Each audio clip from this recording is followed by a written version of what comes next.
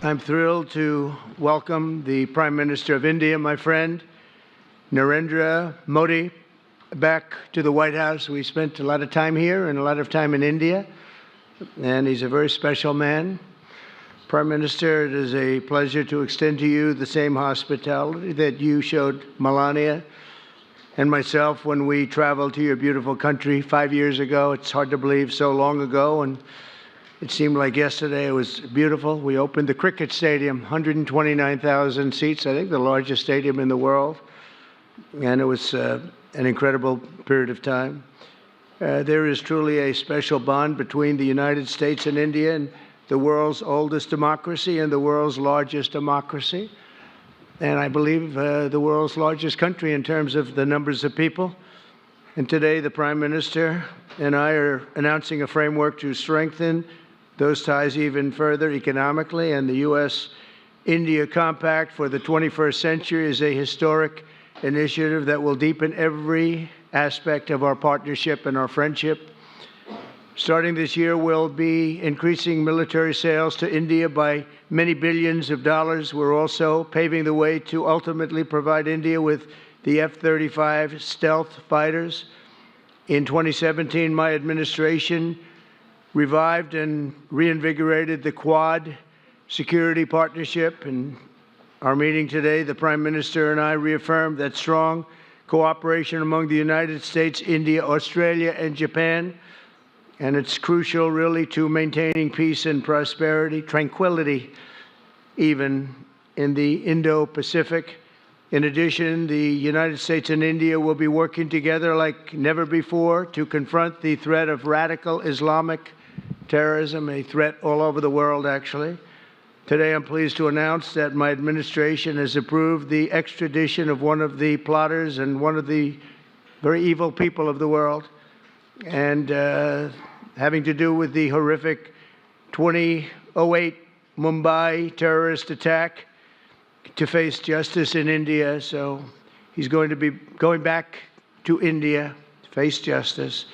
As we deepen our defense partnership, we'll also strengthen our economic ties and bring greater fairness and reciprocity to our trading relationship. As a signal of good faith, Prime Minister Modi recently announced the reductions to India's unfair, very strong tariffs that limit U.S. access into the Indian market very strongly, and really it's a big problem, I must say. India imposes a 30 to 40 to 60 and even 70% tariff on so many of the goods, and in some cases far more than that. And as an example, a 70% tariff on U.S. cars going into India, which makes it pretty much impossible to sell those cars. Today, the U.S. Trade deficit with India is almost $100 billion, and Prime Minister Modi and I have agreed that we'll begin negotiations to address the long-running disparities that should have been taken care of over the last 4 years, but they didn't do that, in the U.S.-India trading relationship, with the goal of signing an agreement. And we want, we want a certain level playing field, which we really think we're entitled to, and he does also, in fairness. So we're going to work on that very hard, and we can make up the difference very easily with the deficit with the sale of oil and gas, LNG, of which we have more than anybody in the world. The Prime Minister and I also reached an important agreement on energy that will restore the United States as a leading supplier of oil and gas to India. It will be hopefully their #1 supplier. In the groundbreaking development for U.S. nuclear industry, India is also reforming its laws to welcome U.S. nuclear technology, which is at the highest level, into the Indian market. This will bring safe, clean, and affordable electricity to millions of Indians and tens of billions of dollars to the U.S. civilian nuclear industry in India. And under the framework we are announcing today, the United States and India are also joining forces to ensure that artificial intelligence and other advanced technologies are developed by the two of the most, really two of the most advanced nations, intellectually and otherwise technologically, anywhere in the world. There's nobody very much closer. We have an incredible relationship there, and this is where it seems to be heading. and artificial intelligence, a very complex subject, but it seems to be where people want to be and they want to go, and we're leading right now by a lot, but other people will try to catch us. I don't know if they're going to be able to. We're going to make it available. We're going to make tremendous amounts of electricity available. We're going to let the people that are buying the electricity make their own electric plants, electric generation plants. And we've never done this in our country, but we're going to get it done very quickly. Lee Zeldin and his group are going to get the approvals in very rapid form. And we're calling it a national emergency, and that's exactly what it is. So we're going to remain at the top of the AI, or artificial intelligence, I think, for a long time to come, and we're going to be working very closely with India and other countries on that. But right now, we're the leader by quite a bit. Finally, we agreed to work together to help build one of the greatest trade routes in all of history. It will run from India to Israel to Italy and onward to the United States, connecting our partners by ports, railways, and undersea cables, many, many undersea cables. It's a big development. It's a lot of money going to be spent, and we've already spent some, but we're going to be spending a lot more in order to stay advanced and stay the leader. I'm pleased to report that with today's announcements, the friendship between the United States and India is the strongest I believe it's ever been. I think our relationship is the best it's ever been between two leaders of the two countries. And it's an honor to say that. I'd like to now invite the Prime Minister to say a few words, and then we'll take some questions. And we appreciate you all being here. Thank you very much. Thank you very much.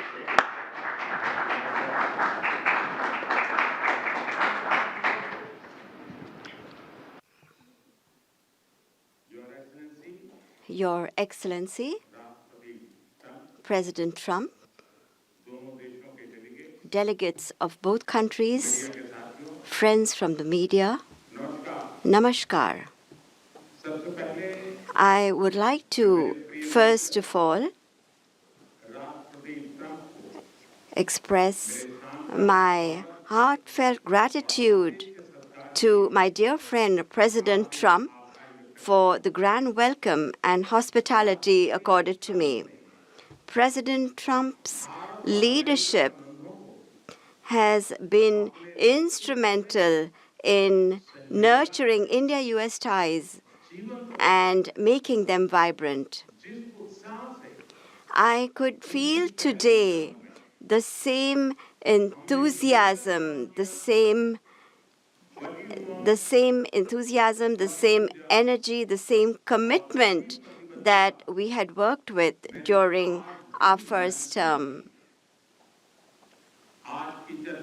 Our discussions today highlighted our pride in our accomplishments during his first term, the deep mutual trust that we share, and also the resolve to attain new goals. We also agreed that the partnership and cooperation between India and the US can shape a better world. Friends, the people of America are aware of President Trump's motto, "Make America Great Again," or MAGA. The people of America are well aware of it. The people of India, too, are focusing on both heritage and development as they move forward at a fast pace and with a firm resolve to ensure a developed India by 2047. If I were to say this, borrowing an expression from America, our vision for a developed India is to make India great again, or MEGA. When America and India work together, that is, when it's MAGA plus MEGA, it becomes mega, a mega partnership for prosperity.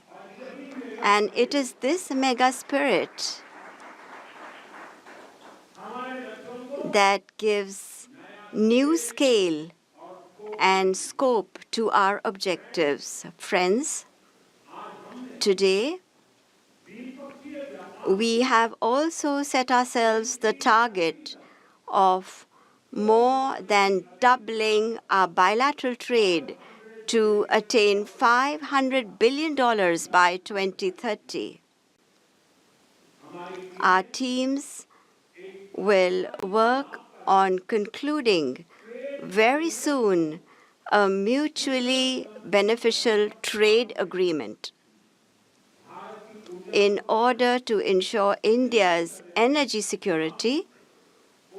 We will focus on trade in oil and gas, investment in energy infrastructure will also increase. In the area of nuclear energy, we also discussed increasing cooperation on small modular reactors. Friends, America plays an important role in India's defense preparedness.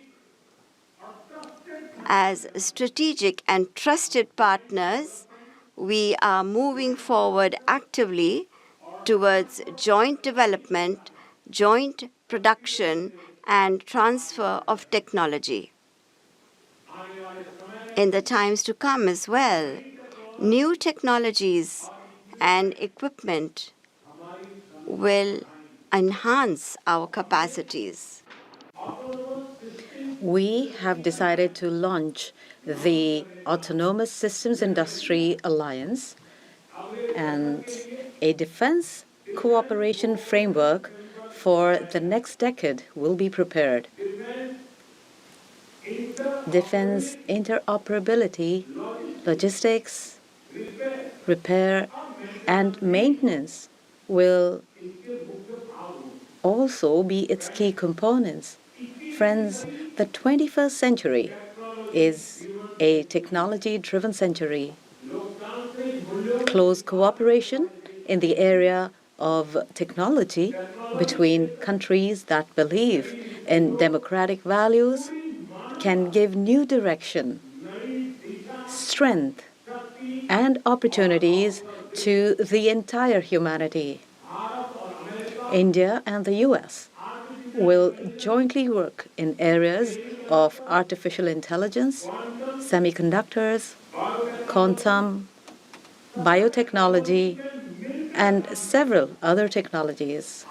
Today, we also agreed on trust, which stands for transforming relationships utilizing strategic technology.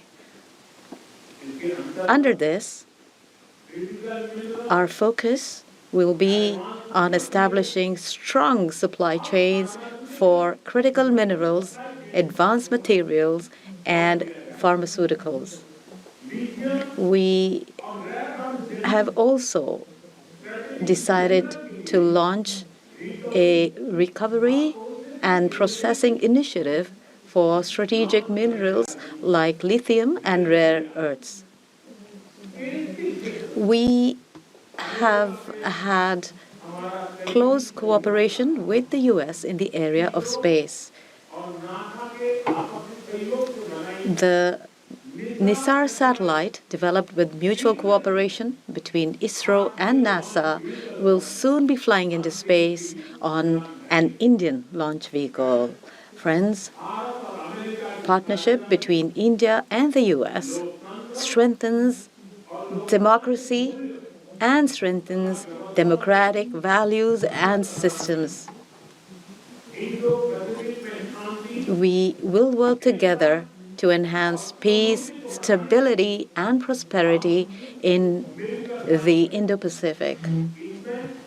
The Quad will play a special role in this. During the Quad Summit, scheduled to be held in India this year, we will expand cooperation in new areas with our partner countries. Under the IMEC and I2U2, we will work together for the development of economic corridors and in the area of connectivity. India and US will stand strongly together in the fight against terrorism. We agree that in order to eliminate cross-border terrorism, we need concrete actions. And I'm very grateful to President Trump that he, in 2008, somebody who carried out genocide in India, that criminal is now going to be handed over to India, and I'm grateful to President Trump for this. And appropriate action will be taken in the courts in India. Friends, the Indian community living in the US is an important link in our relations. In order to further deepen our people-to-people ties, India will soon open new consulates in Los Angeles and Boston. These will be new consulates. We have invited American universities and educational institutes to open their offshore campuses in India. President Trump, I am grateful to you for your friendship and strong commitment towards India. The people of India still fondly remember your visit in 2020 and hope that President Trump will come and visit them again. On behalf of 1.4 billion Indians, I invite you to visit India. Thank you. Thank you very much. Thank you. Thank you very much. Great job. Beautiful. Okay, thank you very much. That was excellent. We'll do a few questions, please. Please, go ahead. Please, go ahead. Yeah. Yeah, blue shirt. Thank you, Mr. President. People in India will naturally welcome your decision to extradite Thakur Rana to India back home. In that context, I would like to ask you a question about, in last few years, we have seen several groups in the US raising anti-India voice, calling about separation, terrorism activities in India. Do you think that should continue here in the US as well? You're going to have to go louder. Mr. President, people in India would be welcoming your decision to extradite Thakur Rana to... I can't understand a word he's saying. May I, sir?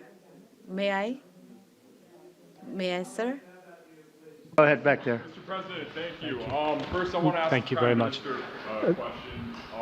You and the President, you both spoke about combating ISIS. You both sounded very excited about this partnership upcoming. And I was curious, how much more confident are you with President Trump leading this country that there will be peace through strength and you will have a successful partnership with the United States versus with Biden's incompetence and weakness over the last 4 years?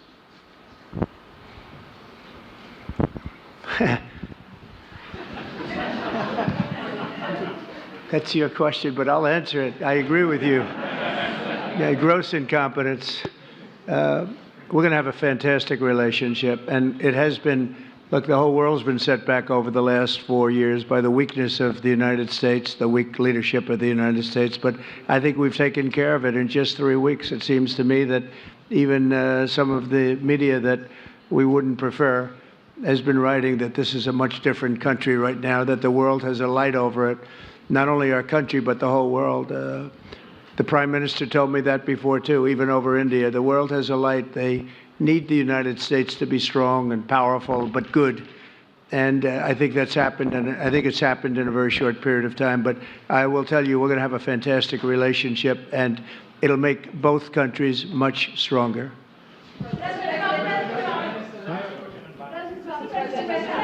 Yes, go ahead. please.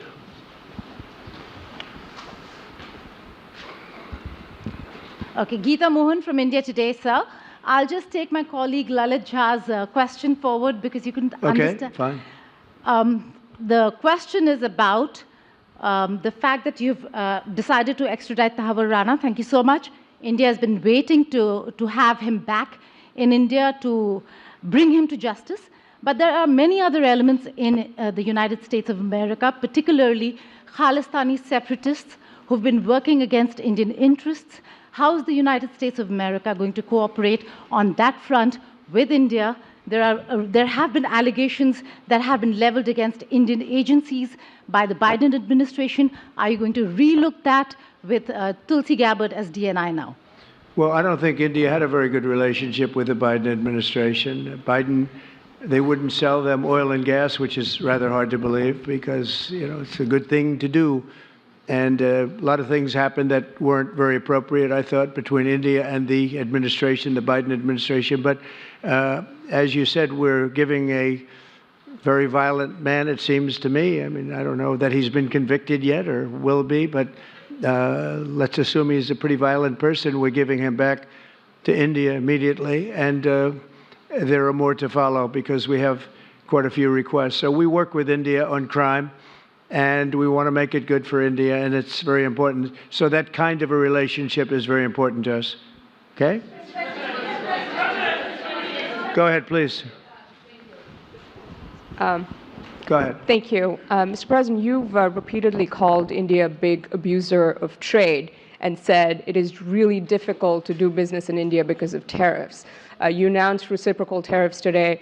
I am hoping you can speak about what kind of reciprocal tariffs India can expect. Are you willing to make any concessions? And how can India head off these tariffs? I also have one for the Prime Minister. Well, India's been, to us, just about the highest tariffed nation anywhere in the world. They've been very strong on tariffs, and I don't blame them necessarily, but it's a different way of doing business. It's very hard to sell into India because they have trade barriers, very strong tariffs. We are right now a reciprocal nation. We are going to, if it's India or if it's somebody else with low tariffs, we're going to have the same. We're going to have whatever India charges, we're charging them. Whatever another country charges, we're charging them. So it's called reciprocal, which I think is a very fair way. We didn't have that. I was going to do that in my other term, and we had the greatest economy ever in the world. There's never been an economy like we had, and then we got hit with COVID. We had to focus on that, and I wasn't really in the mood to be putting it on Italy and Spain and France and India, frankly, and a lot of other countries because the world was very troubled until we got rid of that nightmare.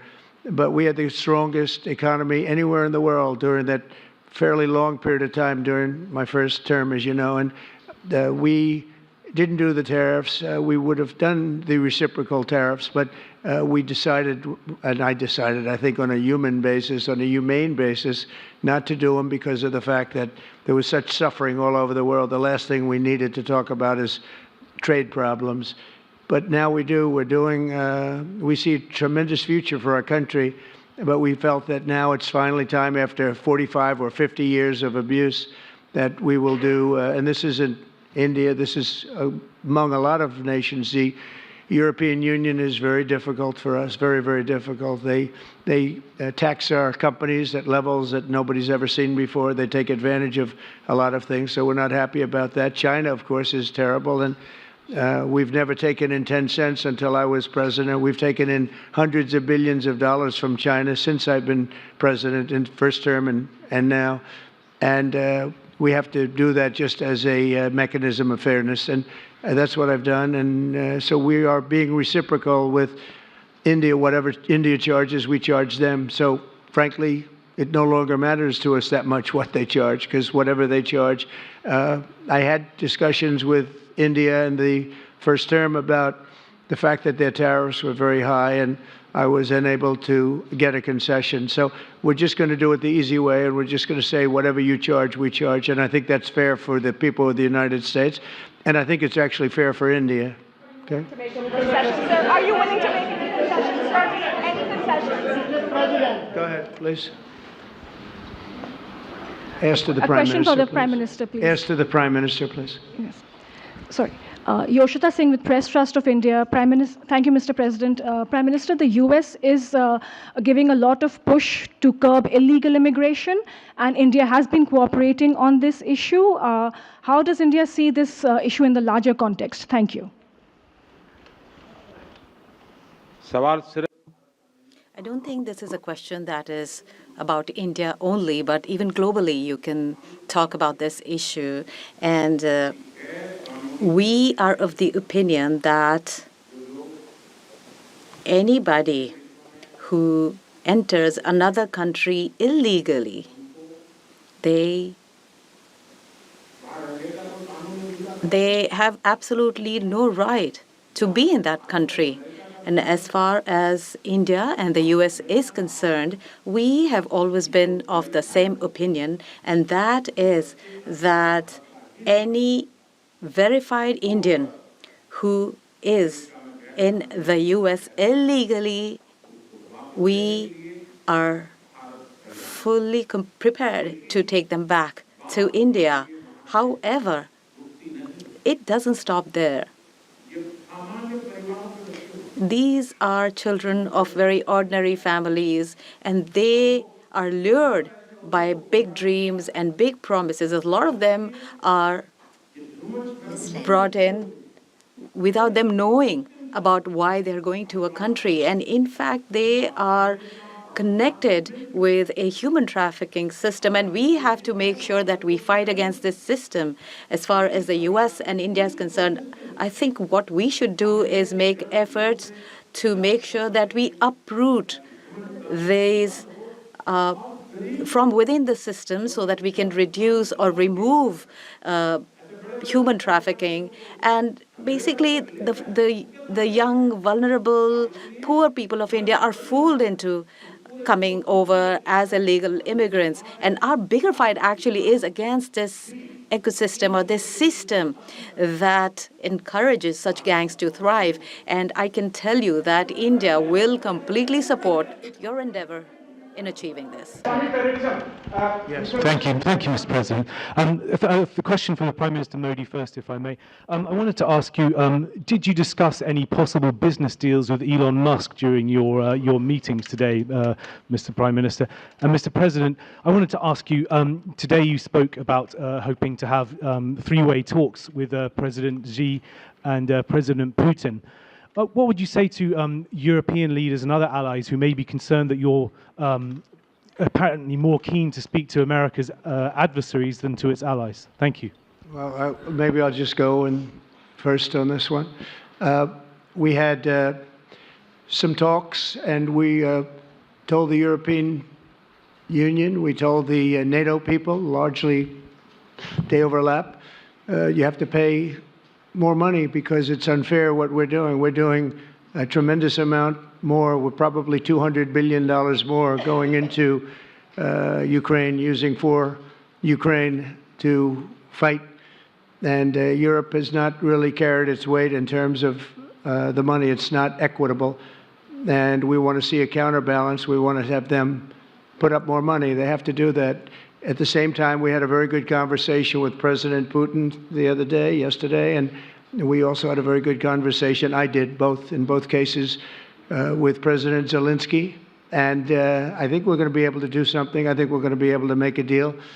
And I hope so, because it's a horrible war. It's a very terrible, bloody war with 1.5 million soldiers at least already dead on the battlefield, lying all over the fields like nobody's ever seen anything like it, certainly since the Second World War.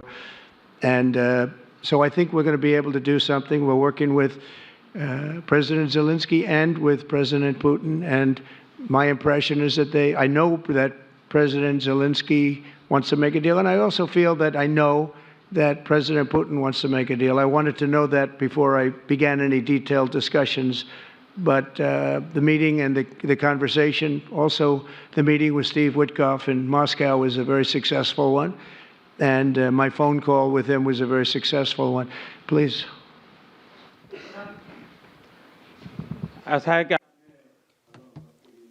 You asked a question regarding Elon Musk. I have known him for a very long time.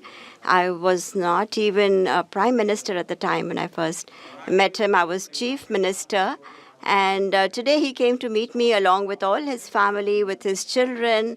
And so we had a nice discussion. As far as the EV is concerned, EVs are concerned, the the word EV has a copyright, and that is one person who has a copyright for the word EV, and that is Trump.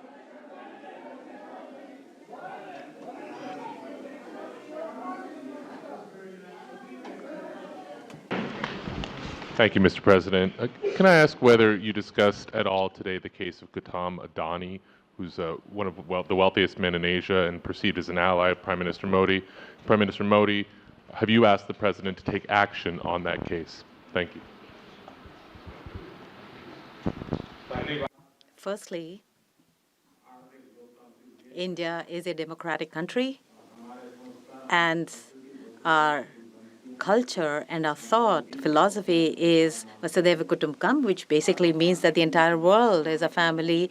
Every Indian is my own family member. And when it comes to such personal matters, leaders of two countries will not get together on that topic and discuss anything on an individual matter. Go ahead, please. Yeah, please. Sir, go ahead, please. Yes. Thank you, Mr. President.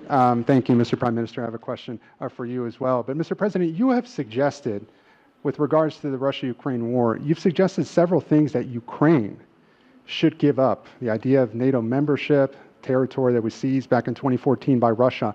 What should Russia give up? Russia has gotten themselves into something that I think they wish they didn't. If I were president, it would not have happened. Absolutely would not have happened. And it didn't happen for 4 years. If you look at what has taken place under President Bush, they lost a lot. Under President Obama, they lost Crimea. Under Biden, it looks like they could lose the whole thing. Under Trump, they lost nothing. Ukraine lost nothing. They didn't give up anything. And you take a look at the other three presidents surrounding me, they gave up a lot. I think that when you look at Ukraine and when you look at the mess that they're in, it's got to be ended and it's got to be stopped. Now, Russia's taken over a pretty big chunk of territory, and they also have said from day one, long before President Putin, they've said they cannot have Ukraine be in NATO. They said that very strongly. I actually think that that was the thing that caused the start of the war. And Biden said it, and Zelensky said it, and I think that was one of the reasons, one of the starts of the war. But from long before Putin, they said you cannot have Ukraine going in any way into NATO. And I start from that standpoint. I think everybody knew that. Now, if a better deal can be negotiated, if they are able to make a deal where they can do that, that's fine with me. I really don't care. I want that bloodshed to stop. I don't want to see, we have an ocean between us and the site we're talking about, the site of death. We're calling it the fields of death. We have a big ocean in between us. This is more important for Europe. We shouldn't be in. They have to equalize, and they're going to have to do it fast, but they have to equalize. But as far as the negotiation, it's too early to say what's going to happen. Maybe Russia will give up a lot. Maybe they won't. And it's all dependent on what is going to happen. The negotiation really hasn't started. But I will say, as far as NATO is concerned, from many years before President Putin, I will tell you that I've heard that Russia would never accept that. And I think Ukraine knew that because Ukraine wasn't in and never requested to be in until more recently. So that's the way it is. And I think that's the way it's going to have to be. Go ahead, please. All right, go ahead, please, with the tie. With the tie, yeah. Mr. President, yes, go ahead, please. This is Saurabh Shukla from News Mobile. Mr. President, you spoke about Prime Minister Modi as a tough negotiator. Who was a tougher negotiator today and who has a better negotiating tactic when it comes to tariffs. Oh, he's a and much trade. tougher negotiator than me, and he's a much better negotiator than me. There's not even a contest. Okay?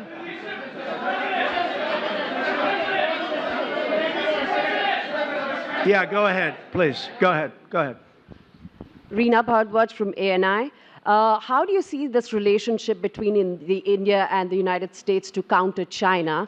And what is your vision when it comes to India, brokering peace in the Ukraine and Russia conflict? Well, I think we're going to have a very good relationship with China. I got along with President Xi very well until COVID. That was a bridge too far.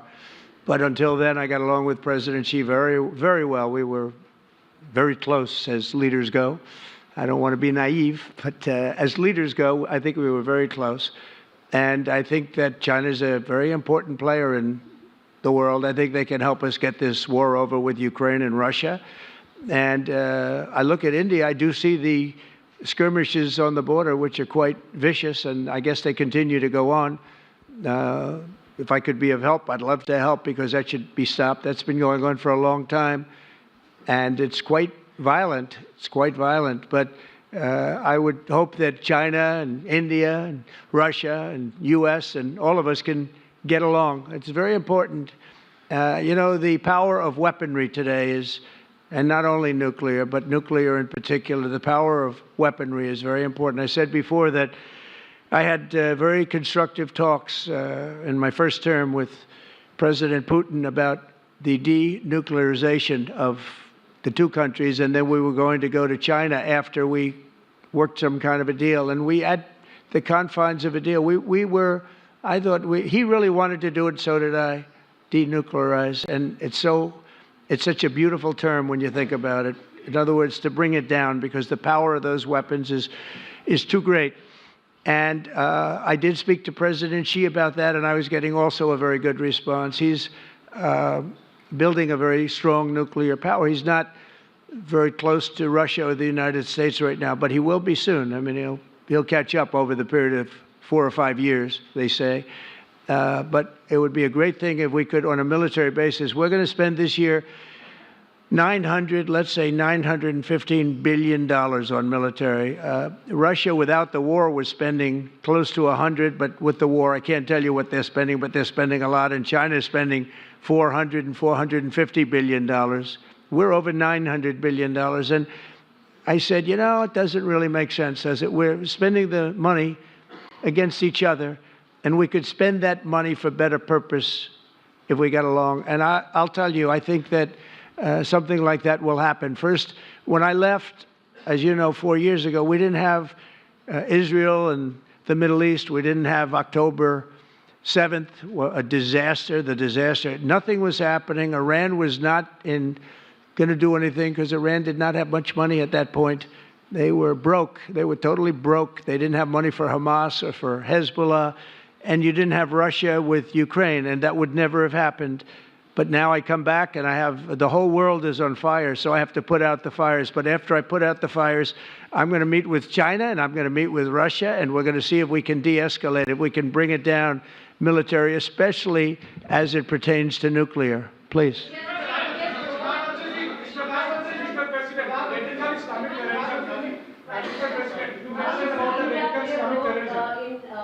Mike, please.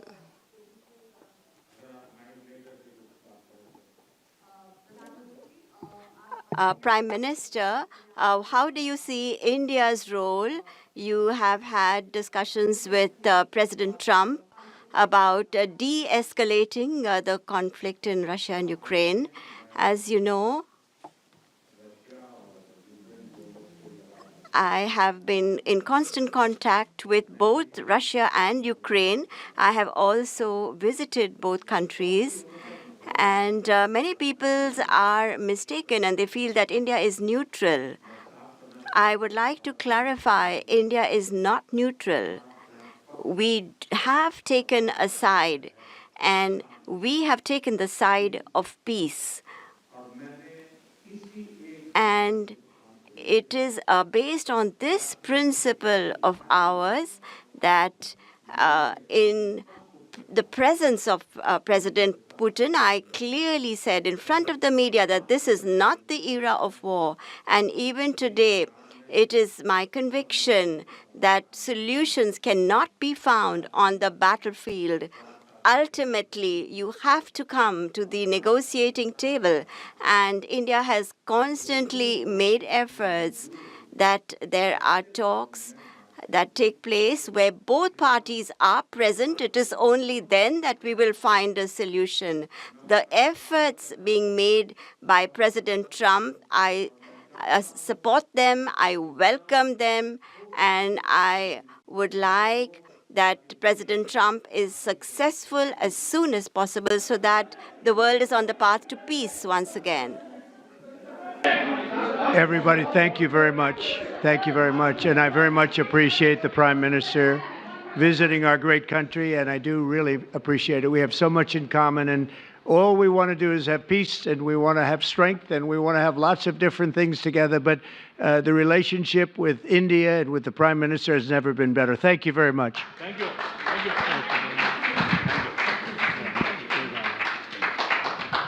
Thank you. Thank you.